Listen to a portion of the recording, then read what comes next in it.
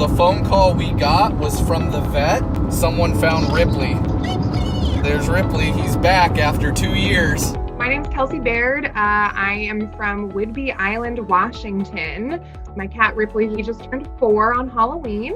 We decided we wanted a kitten and we were going to go specifically look for a little fluffy kitten. There were no kittens, and so originally we were like, oh, no kittens, we won't even look. But then we made the beginner mistake of looking anyways. They have this 9-month-old kitty there named Ripley, and I remember we felt kind of bad for him because all the other cats were 6 or 7, and here's this little monster just tearing around and hanging off the door frame, and we just thought he was so funny. And he weighs like 11 pounds and he's like laying in the dog's giant 80-pound dog bed, and he's got a big personality. We had an apartment and we were on the 3rd floor, and we had a little balcony, and we would keep it open in the summer because it was nice, it was good weather. That night, my husband had left the door open to cool it down. The next morning I went to work and he called me and said, I can't find Ripley.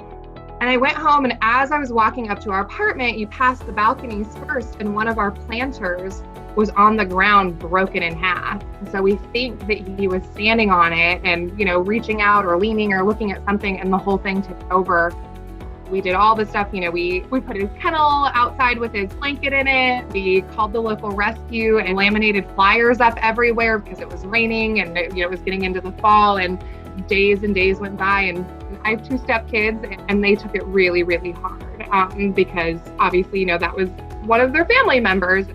I think I counted up, it was like 716 days. So it had been this really stressful day that, for teaching during a pandemic and trying to figure out what that looks like. And we were coming back from, I think, getting groceries, and I missed a phone call. I have the the voicemail where it shows as text on your iPhone.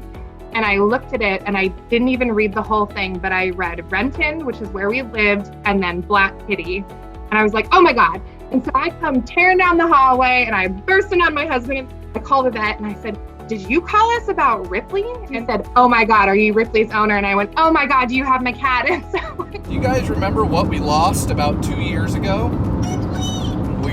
You okay, buddy? We don't know where he was for a solid 1.5 years. But in April, he had shown up in the apartment complex right across the street from where we lived. I kind of become the apartment stray, and they got into something and had lost this chunk of hair on his neck. And so one of the girl that was taking care of him took him to the vet to get some ointment for it. And they said, oh, is he your cat? And they said, no, he's the neighborhood stray. And so the vet scanned him. We got him home, and he immediately was in our laps, wanted to be held. It made me so happy to know that we could kind of close the door on that grief and of that sadness that we had of that situation. Not only be able to close it and find resolution, but then open up this new exciting chapter of our lives where, we have Ripley back and we have our family kind of complete here.